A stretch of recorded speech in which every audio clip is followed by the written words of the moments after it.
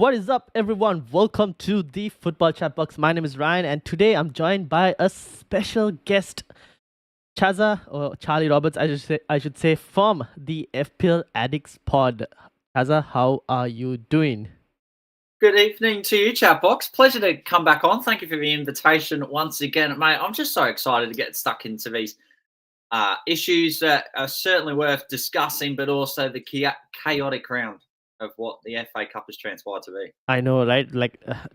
I thought Game Week 27 was something I wanted to forget. I think the FA Cup served up even more trouble on top of what was Game Week 27.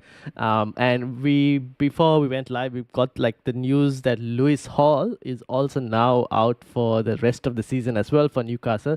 So that's another flag that I kind of have to deal with on top of the existing Matheus Cunha flag situation. And for anyone else who owns even Mateta as well on top of that, it's just like chaos. But I guess we kind of want some level of chaos in FPL as well to throw the template up, make some changes, make it a bit more interesting, I guess, in terms of people who are chasing ranks, people who are trying to hold on to ranks as well.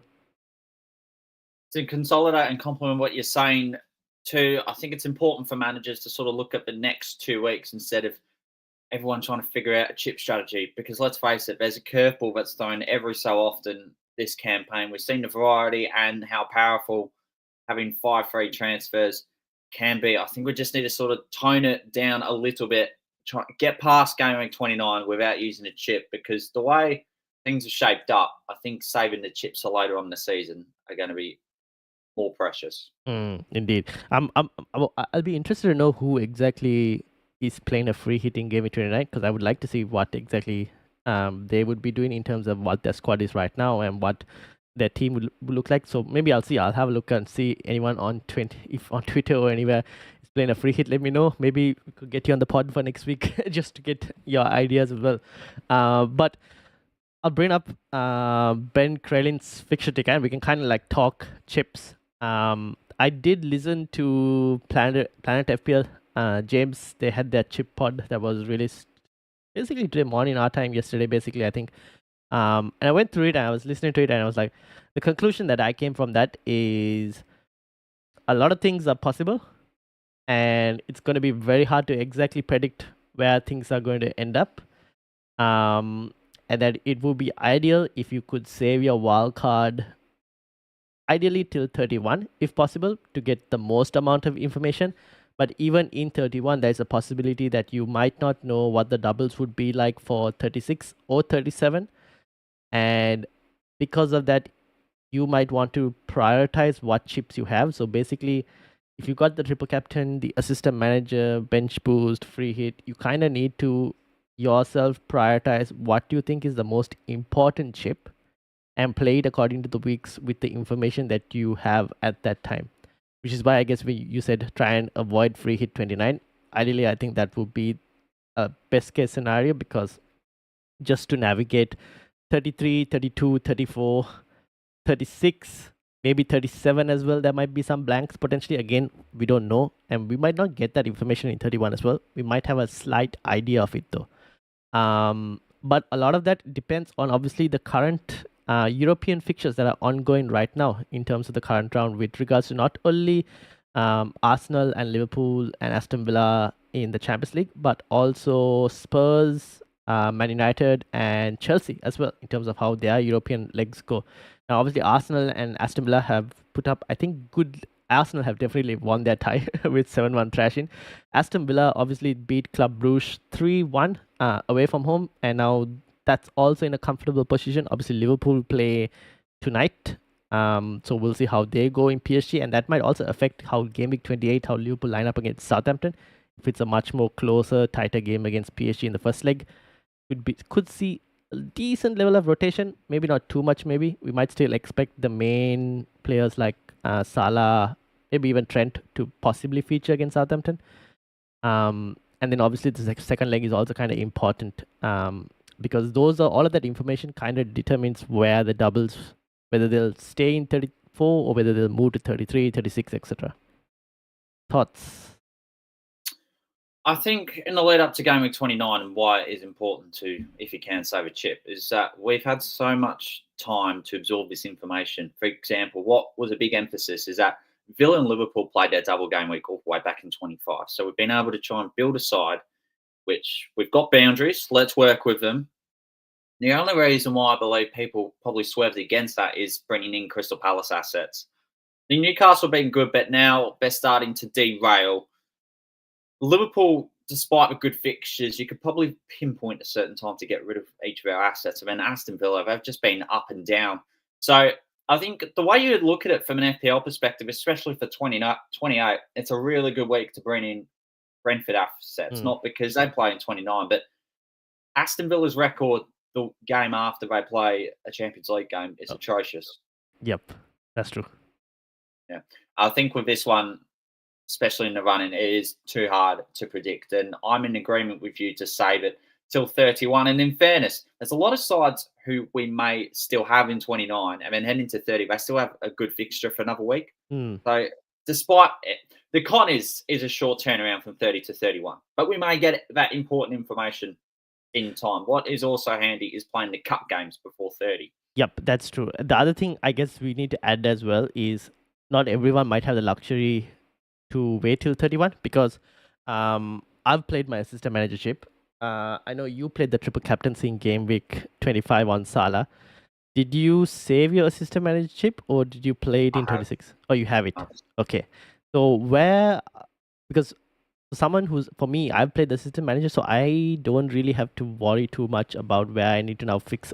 I need to find like a 3-game week block and try and play it in that 3-game week block. With the assistant manager chip for you, where are you looking at right now? Right. So. Oh, wait. Before you get into that, what chips do you have left? All bar triple captain. Okay. So I've got free hit, wild card, assistant manager, bench boost. Yeah, okay. So how would you prioritize your chips? Well, I think assistant manager is an intriguing one. So we can't really do it on Newcastle because Newcastle don't have a double-double. The good early window for an AM chip, I believe, is that Crystal Palace double because it's a good opportunity to go double on table bonus should things go their way and I have another double in 33. So I could do it between 31 and 33. But the thing is, I have to play the wild card in 30. Can't really play it in 34. 34 is more of a free hit suited sort of week. Or the other option, which is probably the more likely option as a result of having more sides for us to get our head around, would be 36 to 38, depending where the first about double game week phase lands. It should be in 36. 35, I don't know. I mean, it could happen. We don't know. Premier League could do anything, to be honest. But 36 is probably where the double. So I guess that's the other window block where you play the assistant manager 36, 37, 38. And in that specific scenario, when you come to that end of the season, at that point, you're just chasing table bonus every game, most likely. Yep. Unless you're like trying to hold rank or something. A majority of managers are probably chasing table bonus. And I think chasing table bonus in the final weeks isn't a bad idea at all. It's more sides who are fighting for relegation is a good one, or sides who are on a good stretch of form. For example, last season, Crystal Palace achieving a whopping 67 points of some sorts in the last few weeks of the season because they kept beating sides above them. Newcastle at home, Aston Villa at home. They were unstoppable. Yes, I agree. And I remember like Mateta and Eze and all, they went big in, that was game week 34, I think, when we all played a free hit in 29 and then realized maybe it would have been best used in game week 34 instead. I think so the free hit this season is different to last season because it seems that it's better to play in a blank than in a double. Why do you reckon? Why has that been the case this season?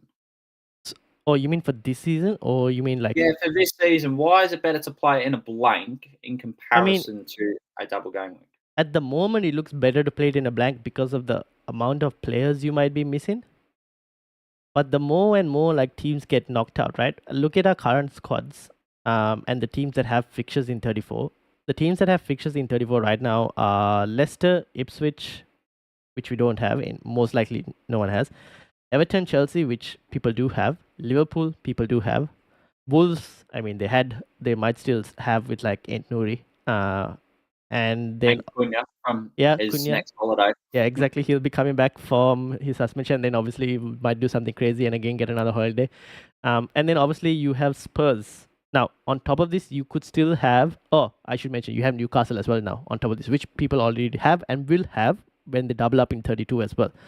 So, like, the more of these teams that get knocked out from the FA Cup, you're going to have more and more players in your team. So, the free hit right now looks appealing. It could diminish, to be honest. Very well could diminish, and you go, oh, now the free hit doesn't look as great as it might have looked. We don't know. So, at this moment, with the limited information that we do have, we currently look at it and go, okay, 34 looks pretty nice.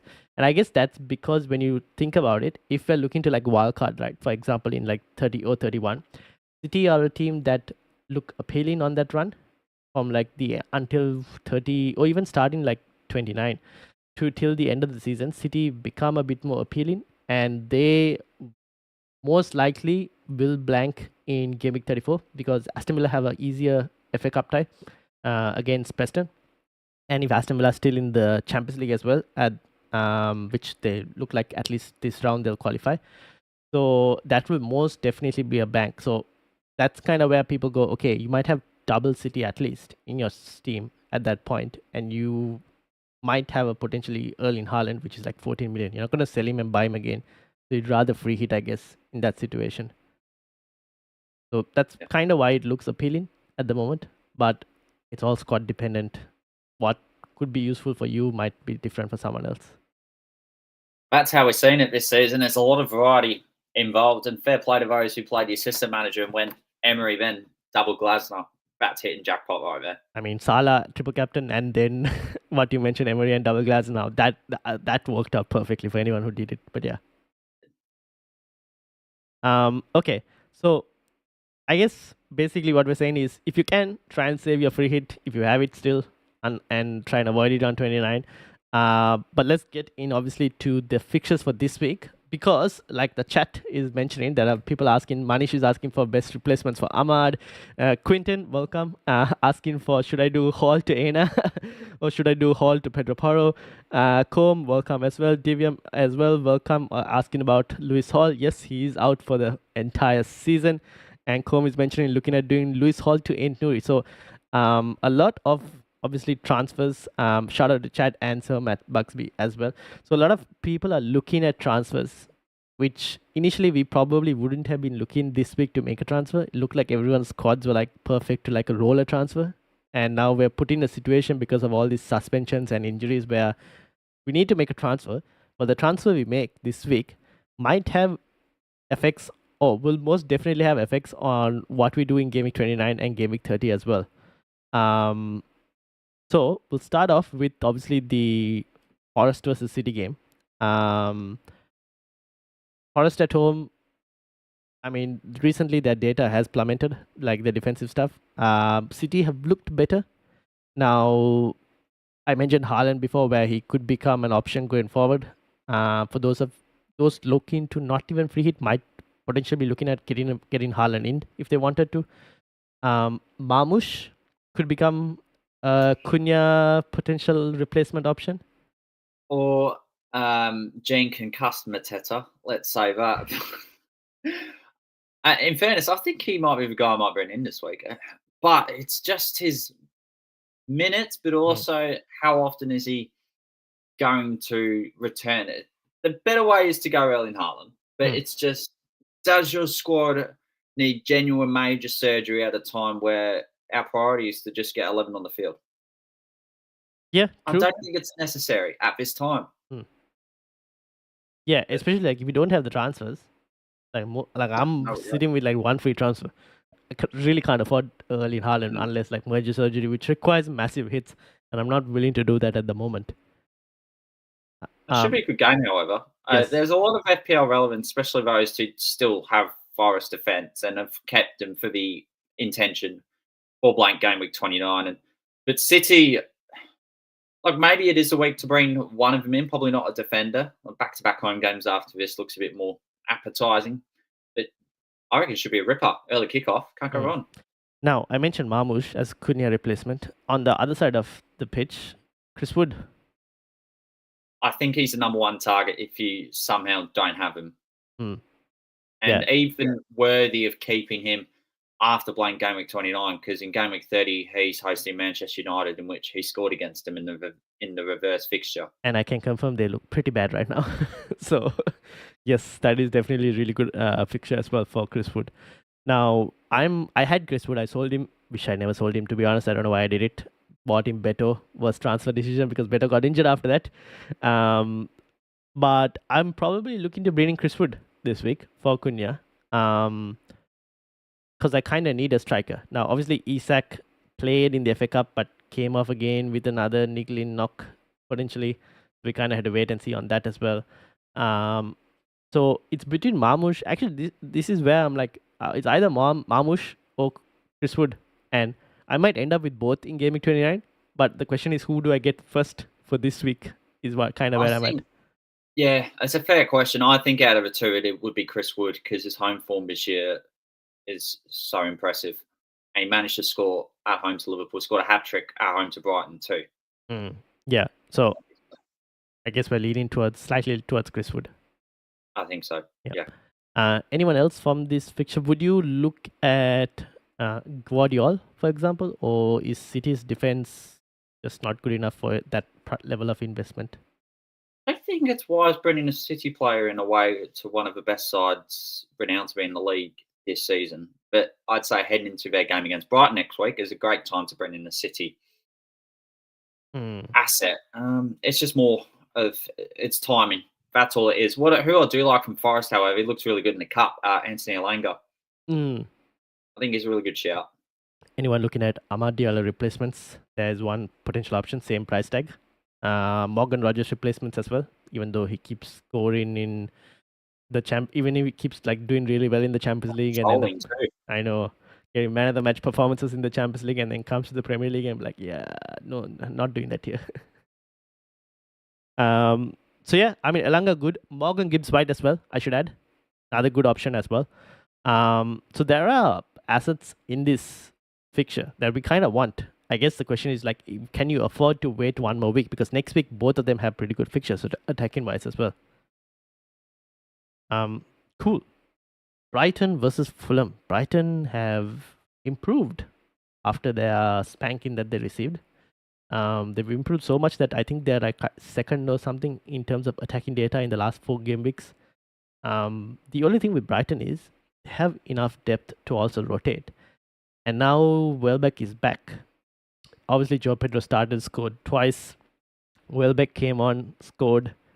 Those who own Joe Pedro, what do you do?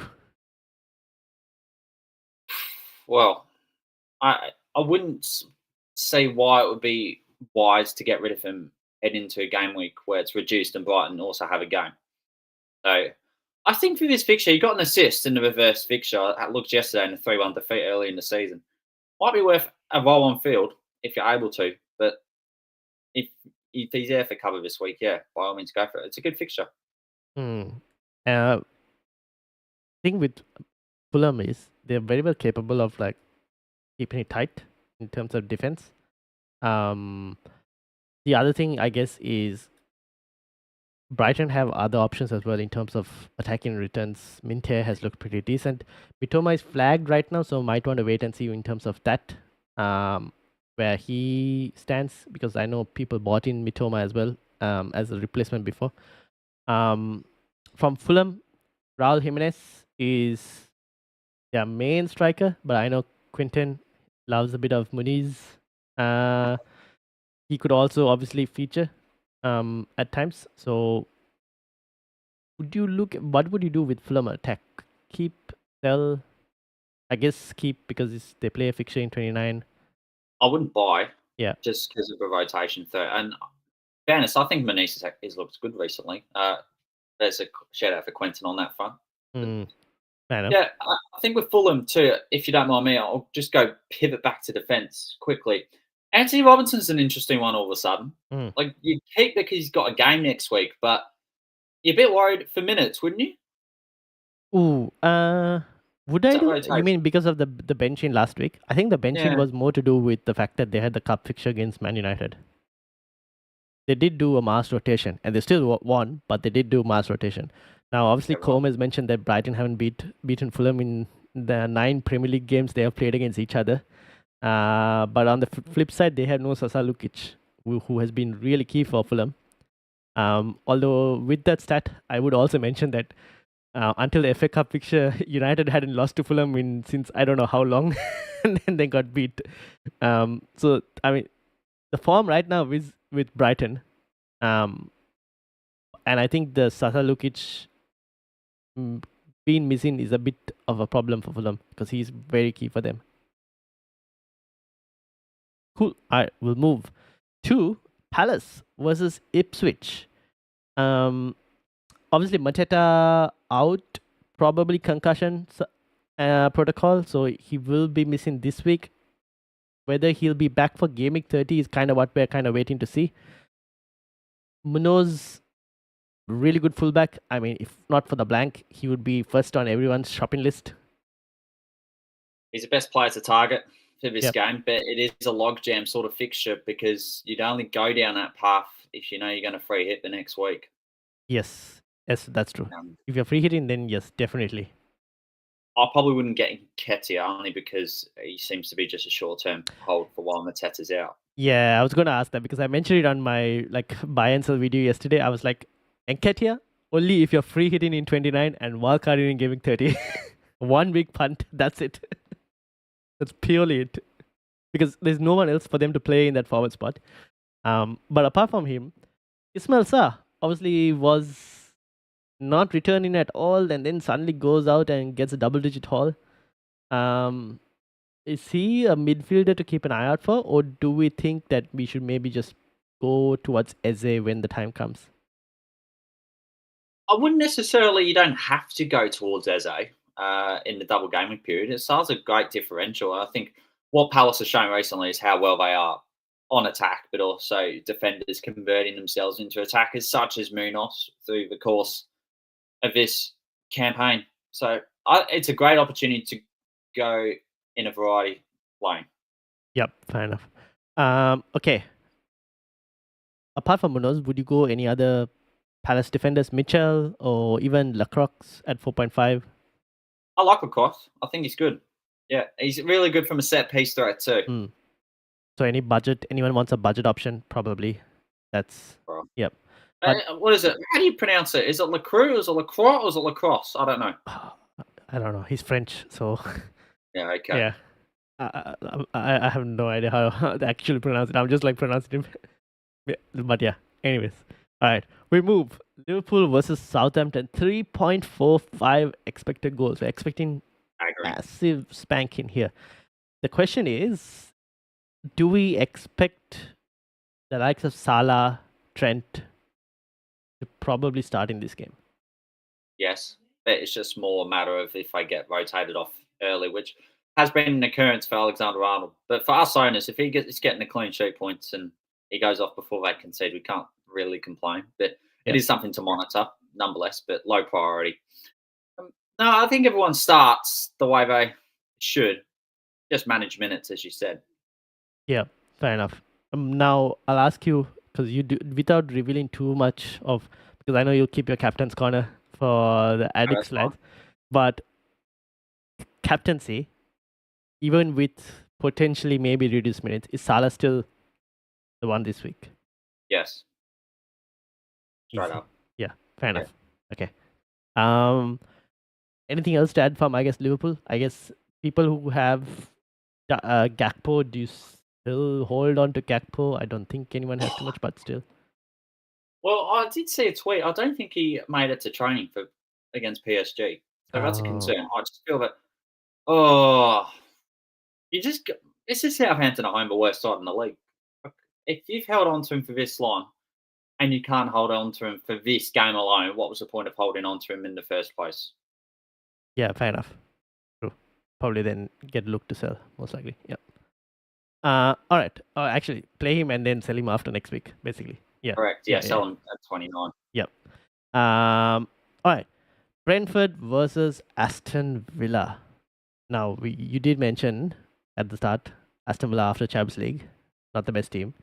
A lot of managers already have have at least one, whether that's Brian Mbeumo or Visa. Some have both of them. Is Visa a decent Cunha replacement, or would you prefer the likes of Chris Wood or even Marmoush over Visa, given Brentford's next, let's say, 2 or 3 fixtures, at least until game week 30, is not as great compared to those guys? I would rank it as Chris Wood. Yeah. Then Joanne Visser and Ben Marmoush. I know Brentford will away at Newcastle in game week 30. And with one of our best defenders out for season, Lewis Hall, which I know we'll talk more later.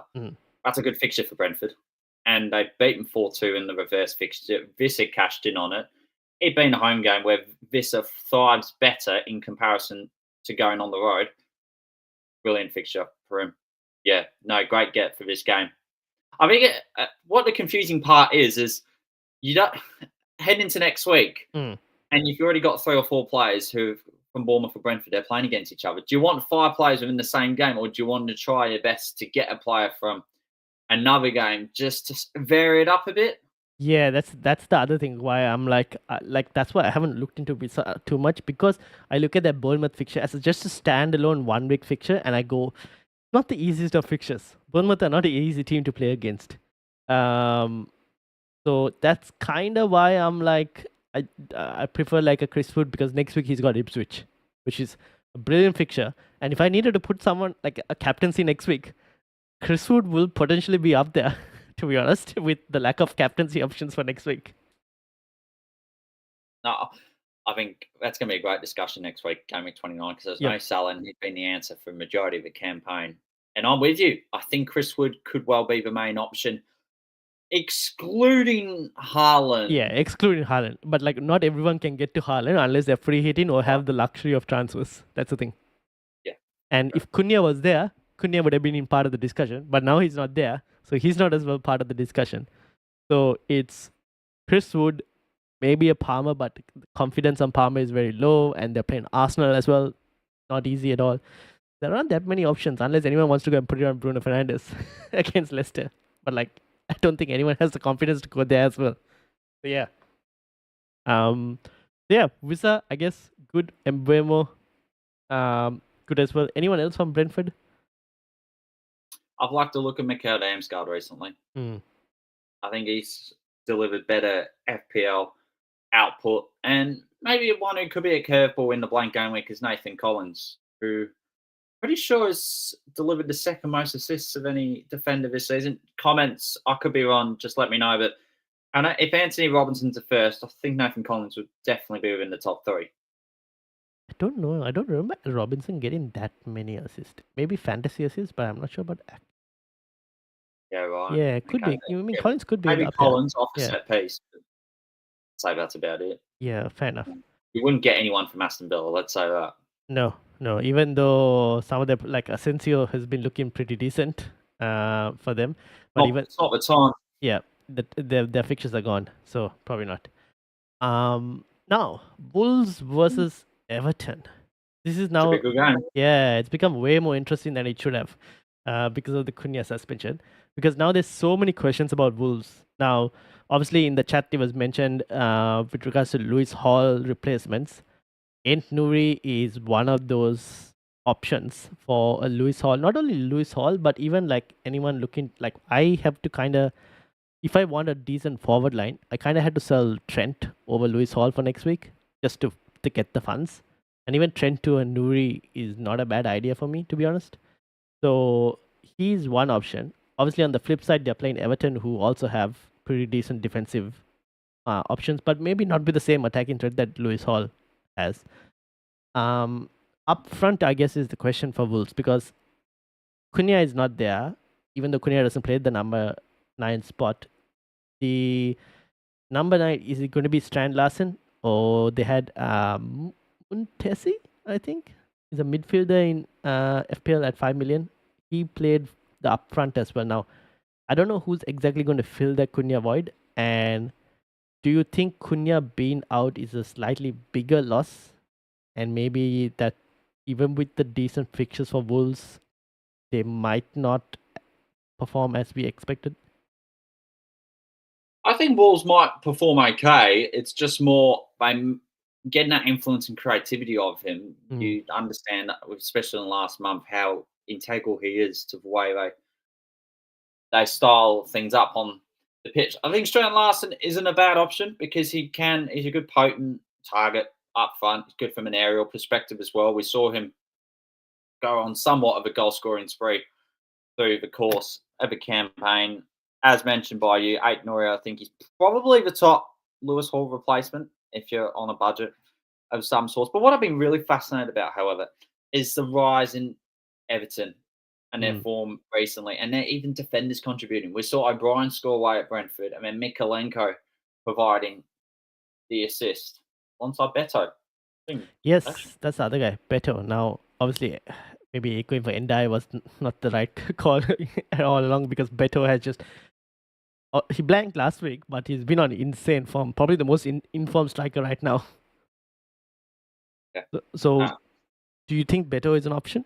Maybe? Or for like next week, they got West Ham as well. So, Yeah, for 2 weeks, and if you're wild carding in 30 or have a way to bench him in 30 and intend to wild card in 31, he's also another really good option. I think with a Beto one, if you're using that loose cap money in the bank hmm. elsewhere, then yeah, he'll be a good path to go down. As long as you know what you're going to do with that spare money, I think that's the best way to look Yeah. at it.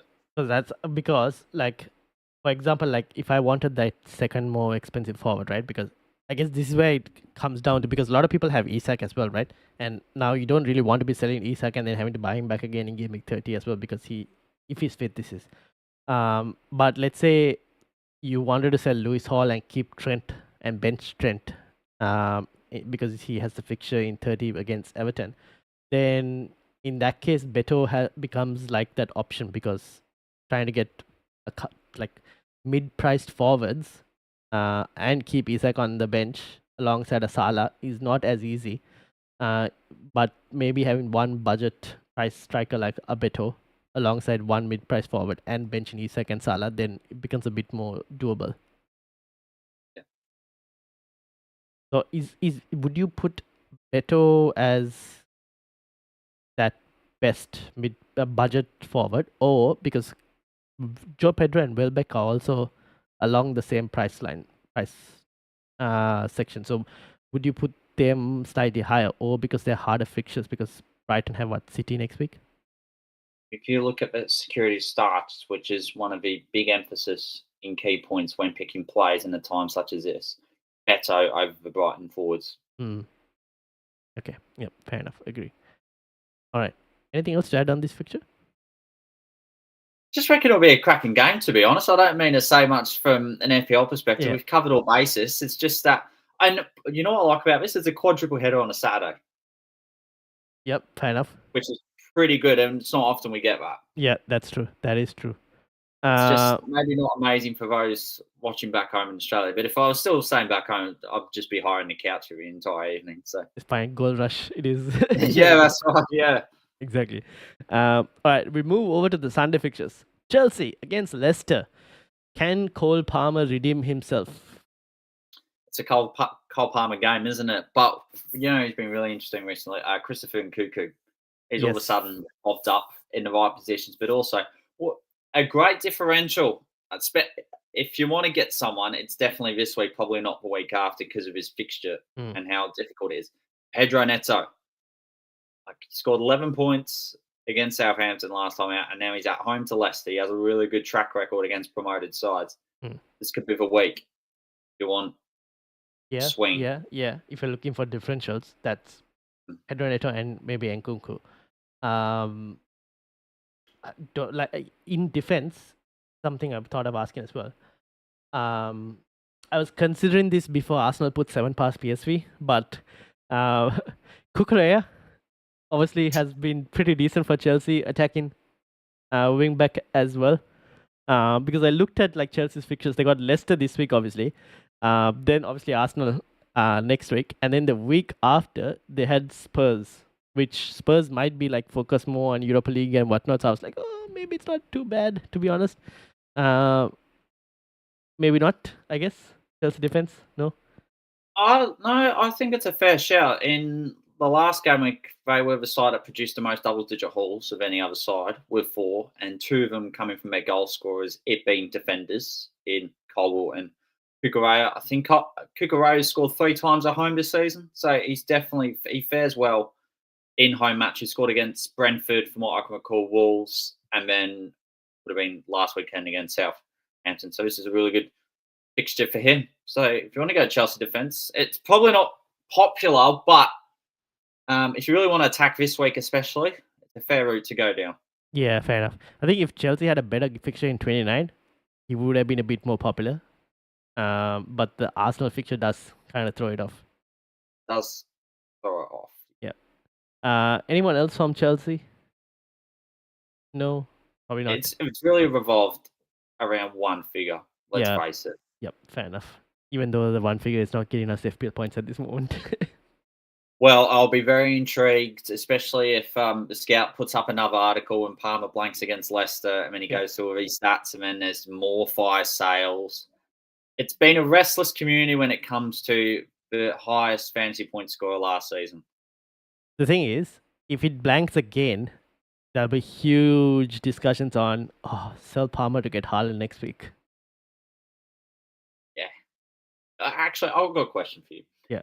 Do you believe that if Palmer blanks, there'll be more people inclined to activate the free hit chip, even though they would be in a position where they could get away without playing it?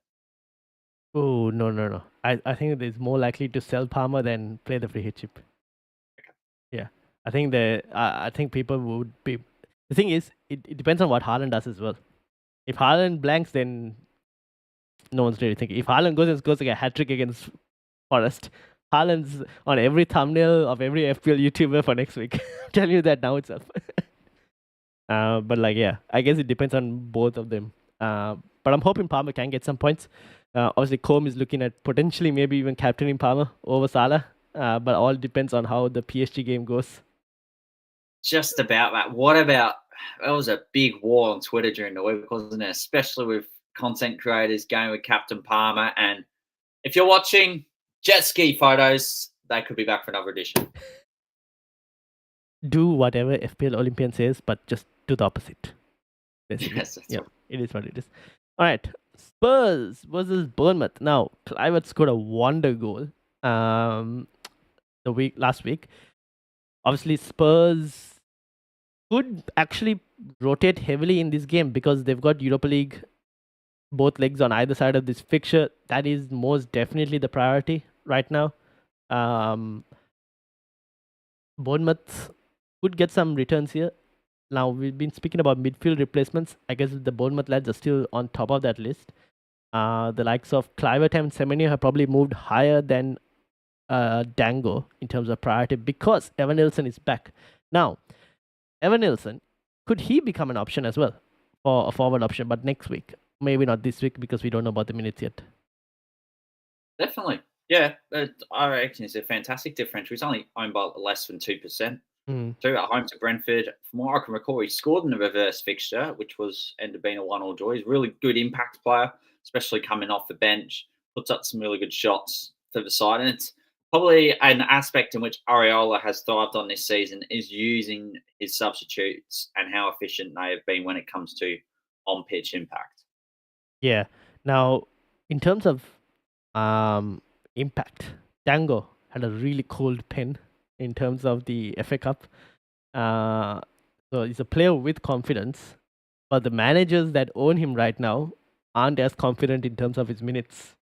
So do you hold on to Dango as long as he's still potentially starting games?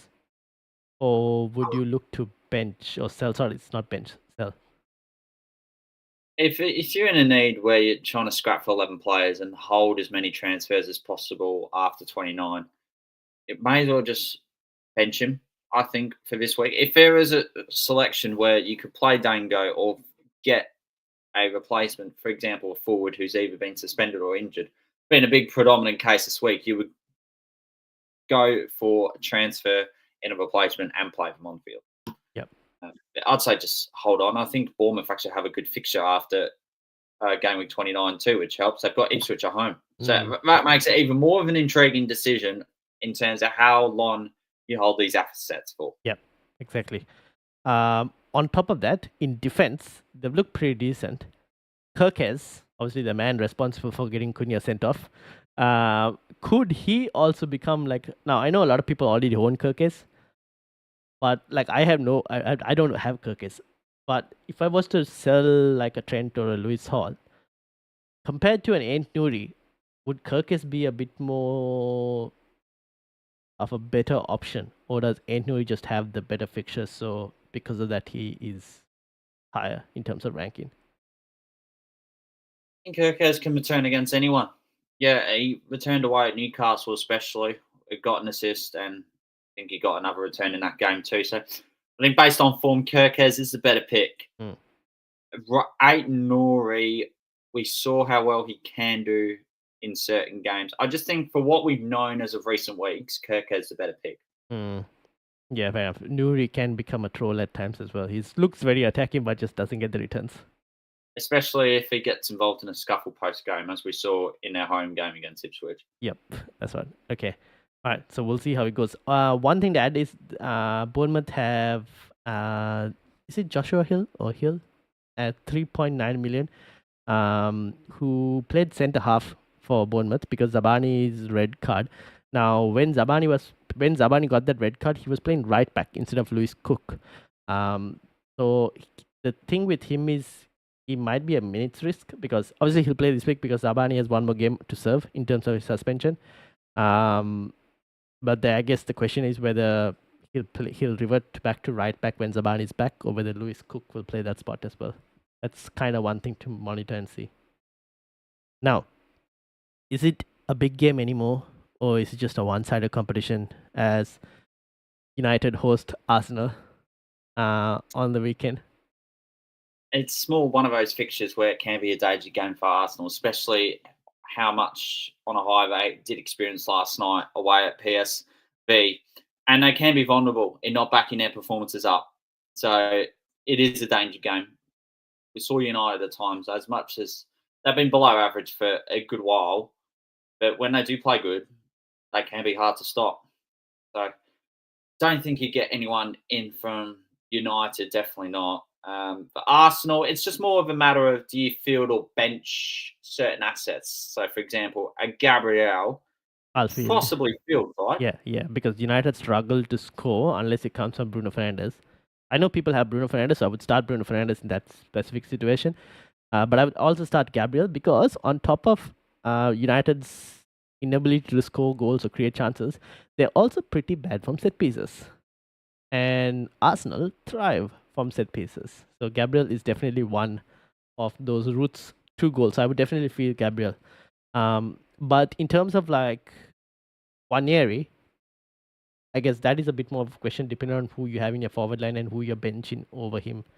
Who you're starting over him.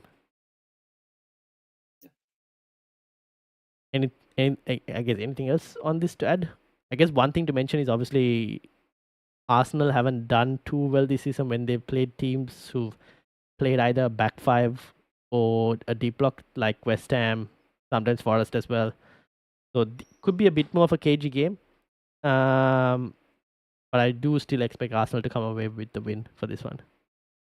Yeah, probably hasn't been a lot of attention on Arsenal to complement what you're saying there, because we don't really know who's going to do the returns most of the time. And even half the time, as of recently, it's come from youngsters, and we're not too sure in terms of how secure they are when it comes to minutes. I like the look of Leandro Trossard. I think he could fare all right in this game and at home to Chelsea. Yep, fair enough. All right, the final game. West Ham versus Newcastle. Now, Newcastle, I mean, they looked pretty confident a couple of weeks ago. Now, as it gets closer and closer to this League Cup final, they must be wondering what's happening. Obviously, Lewis Hall out for the rest of the season. Anthony Gordon suspended for the final as well. Isak, slight injury concern. I mean, it's not looking good for us looking to hold Newcastle assets for double game week 32. I have no idea what Newcastle will turn up by then as well. Yeah. I think for this game, good fixture for Jarrett Bowen. Yes. I think, yeah, he probably could have got more out of that home game against Leicester. And for Newcastle, we've seen him recently, especially in pre-season. They are competent enough to unearth certain gems or players who can come off bench, like a Harvey Barnes. He's a great like for like Gordon replacement. Earlier in the season, it was more Barnes getting Gordon's points. Jacob Murphy being another. They do have options down back too, so they should be fine. They just may not play as well as they would ideally like. Mm. Yeah, fair enough. And West Ham have looked defensively a bit more improved over the last few weeks, but that might also be because the fixtures were a bit more easier, maybe to an extent. Not necessarily because they had Arsenal as well in terms of that, but they have looked a bit better. I think the Arsenal away game was a big confidence booster for the side. They Yeah. had to hold on, and they've taken a lot out of that. Yep, indeed. Obviously, Wan-Bissaka defensively has looked pretty decent, getting a few attacking returns here and there as well. But yeah, I guess a lot of eyes will be on Newcastle in terms of whether Isak is fit or not. And I guess we'll have to wait and see in terms of game week 30, how they will appear as well. Now, here's a question. Would you, let's say Isak doesn't appear for this game, sell for next week? You just cop the price loss as well, like the value stored in him, and just because you don't know whether he'll be available for 30 or not, or I think it'll be fine for game week 30. I'd say it's a matter of how many strikers you've got up front in game week 29. If you've only got one and wanting to convert into two, you'd be more inclined to get rid of him. In comparison, if it's 2 to 3 and you kind of well set up for what it is, you could be all right just holding on to him. In addition, I believe team value plays a key role. If you bought him a long way ago, made over $1 million in general, it's more there to keep him. But if it didn't buy him not long ago, you could see an avenue as long as you have a way to get him back in because he's going to be one of the more popular assets from game week 30 onwards. Yep, fair enough. Okay, that's basically it from the fixtures. Anything else to add on this before we go to our teams, Chaza? Not particular. I just want to say it was really good going through every fixture there because for both of us, it's kind of made us think in terms of, all right, this is what looks good, this is what to look out for, and these are the areas to avoid. Yep, indeed. And obviously, Gov, welcome as well. Best striker to replace for both Cunha and Mateta. I guess you'll have to listen back to the whole pod because we've discussed various number of strikers as well. But we'll go through our teams, and I guess that might also help you because we'll be talking about a few replacements. I'll start with Chaza. Now, for those of you who are listening on the audio, first of all, do leave us a 5-star review if you're listening and if you got up to this part. And for those of you who are here watching it on YouTube, do leave us a like and subscribe as we try to get to 1,000 subscribers. Now, Chaza, in goal you had Pickford, Pickford in goal, Trent, Aina, and Robinson on defense. You had Bowen, Palmer, Mbeumo, Salah Cap, and Dango in midfield. And up front you had Mateta, Chris Wood, Isak on the bench. You also have Hoysen and Greaves as well. Now you have Mateta. What's the plan? Get rid. Yeah. I think all that really changed from the weekend was whatever move I was going to do for game week 29, just do it a week early. But also the replacement for Mateta was going to be one who he should not have decided to head back a Bournemouth asset. So it makes it clever thing. Well, not clever thinking. It's just more we've got to have to think a bit more strategically. Now, I think in terms of adding variety for next week, Mateta to Marmoush, I think is a plan, and we'll play with a 4-4-2 and while heading into game week 29 because I don't believe there's much need to add a 12th player. I believe there's more importance to roll as many transfers as you can while you're trying to navigate a chip situation. Yeah, especially now that you can roll transfers in the wildcard as well. If you can roll as many, then that's good. Obviously, not everyone is in that luxury. Now, you said you bring a move early. Do you really need to do the Mateta transfer this week, or are you looking to? Well, okay, so the alternative is Dango, but it's just more how confident would you be in terms of his Yeah, fair enough. game time. But also another intriguing one is heading into next week. I don't see it being worth replacing or transferring out Trent because there's already 4 playing defenders for next week. And like we saw 21-22 season, 5 at the back worked. But does it really work this season? I'm not entirely sure. So it's best to just stick with 4. Yeah, true. Bench Trent. I'm just replying to Karen, who says, Kunya Mateta, what a wonderful phrase. I replied, it was meant to be no worries, but instead we just ended up with worries. It's been a famous meme this week, hasn't it, on the Twitter sphere? Indeed. Okay, so that's your, obviously, team. For me, I've got a very similar forward situation. So I had Cells in goal, Gabriel, Robinson, Trent, and Lewis Hall with Clivett, Bowen, Salah, Palmer, and Vermo, and up front I had Cunha. Endai obviously injured as well. Isak on the bench, and Mikolenko, who decided to finally get his first ever assist this season. Third on my bench. Last week I had all third on my bench, and Mikolenko ahead of him, and Mikolenko came off. So this week I decided to flip it and have Mikolenko third on my bench and Lewis Hall ahead, and Lewis Hall came off with Mikolenko outscoring him. So for me, obviously Cunha is a problem. And as you can see, I have Endai as well, so I'm definitely in a massive situation of forwards. Now, Lewis Hall is also injured on top of that. I'm looking to move Cunha out this week for Chris Wood. And I field 3-5-2. Hopefully, Isak is available. Now, the question, I guess, for me is next week where this is the problem. If I wanted to get like a Marmoush, for example, for Endai, then I have to sell Trent. But then I go into game week 30, where Trent obviously has Everton. But Lewis Hall is still out for the season and could continue to fall in price.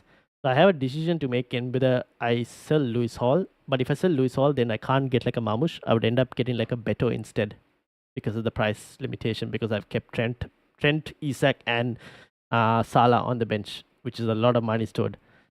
So yes. This will be for next week, wouldn't it? Yeah, so like the moves I do next week, obviously it doesn't really matter this week because I'll still want Chris Wood. So that's okay for this week. It's just that next week I'll have a decision to make on, do I keep Trent? Do I sell Trent? If I sell Trent, I can get like a Marmoush or someone. If I keep Trent, then I can only go up to a Beto. Or even Evan Nilsson, but I don't think I can get Evan Nilsson. I think it's more of a question: how inclined are you to use Trent in game week 30? Because at home to Everton, you probably want to. It's handy to have someone you can just get off the bench. As simple as that. Yeah, that's the thing. The other thing is like game week 30. I don't mind doing a transfer and getting like Munoz in for that week because obviously Palace play Southampton. I guess it depends on like. I think you might be fine getting in Beto. Nonetheless, and just getting rid of Hall. Yeah, because if you get can you get better in this week in comparison to next week, or would that be a hit? Oh, I still have to do a hit because Cunha decided to, get suspended. So I still need to do a hit. So whatever I do next week is for a hit. Yeah, right. So which is why I'm like, I'm thinking of the upside pick in Marmoush because potentially could get some returns, and Leicester in game week 30 as well. I should mention for Marmoush. Yeah, that's fair. I can't just look at it just as purely 29 because if I'm going to walk out in 31, then I want players who have good fixtures in 30 as well. Can I ask what are the chat saying? Chat is mentioning Evan Nilsson. Larson is another one. Strand Larson we did mention as well. The thing with Strand Larson is I want to see who's going to play up front for Wolves, whether it's Strand Larson or whether it's going to be Muntesi, who's been playing up front recently. So kind of need to see on that as well because Larson's coming back from injury. But yeah, I guess we'll see. This week I'm most likely getting Chris Wood in. Most likely. I don't see any reason not to, unless I wanted to be uber differential and we got news that Marmoush was starting. But that might be maybe asking for too much potentially. Yeah, right. I'd say go with your gut. I don't mean to be a lack of help as I have been, but you could easily get away with just bringing in Beto and keeping Trent. Yeah, true. That's true. and just get rid of Hull. So just get rid of your injured players. So the Yeah. more players you have in your squad who can play, the better. Yeah, that's true. I probably have to see how the team looks like in Game Week 30 and then kind of make a decision on what moves I do before that. Yeah. Cool. All right. That is basically it, Chaza. So thank you very much, obviously. And shout out to everyone in the chat as well. Shout out to Manish, Quinton, Com, Divyam, Sir, Matt Busby, Chad, Muhin, Wamara, Plowby, Gov, and Karan. Karan, hopefully I'll be having him next week on the pod. And FPL Freddy as well. In terms of, you know how you mentioned Nathan Collins? So when I checked, he has only one assist according to FPL, but he's the highest point scoring 4.5 million defender. Nathan Collins. Well, oh, right. Jeez. Yeah. And you know what it is? So I got it wrong the whole time. It's probably the most goals scored of any defender, not assists. Okay. That could be the case. That's right. Jeez, it's been a long day already with a lack of sleep, getting mixed up between assists and goals. But more importantly, thanks so much once again, Chatbox, for having me on. Absolutely love tuning into your live streams. No worries. One more question, obviously, from Nikita. I'm choosing between Haaland for the -8, Joe Pedro, or Chris Wood. Probably goes Chris Wood. Yeah. I just think a -8 in a situation as this, it's just, is it necessary? Yeah, true. I probably wouldn't do it, especially if you're looking to wildcard 2 weeks after. Unless you're triple captain Haaland. Yeah. At home Brighton. Yeah. I'd probably do like a Chris Wood, because if you were wildcard, like it's not enough time for the hit to pay off. That's kind of what I look at. Like if I'm taking hits, I want to see them pay off over a couple of weeks. Not the chances of them paying off immediately is very low. Yeah. Cool. All right. Don't forget to hit a like. Leave a comment as well, people. After the stream has ended, just like Com has mentioned, because that helps the YouTube algorithms. Chaza, where can people find you? They can find me on FPL Addicts Pod. We do our stream. We're back on tomorrow night, and I think, fingers crossed, it should go ahead as it is. We've got FPL SideNet coming on for this edition, so it should be a lot of fun. First time him having on the pod this season. Indeed, go check them out as well. The links will be links actually in the description. I've actually tagged the FPL Addicts in the description. Thanks, go leave them a follow as well. Thank you all for watching. Make sure to hit the like button, hit the subscribe button, and if you're listening on audio, leave us a 5-star review as well. Thank you all, and I'll see you all later. Peace out, everyone. Peace out.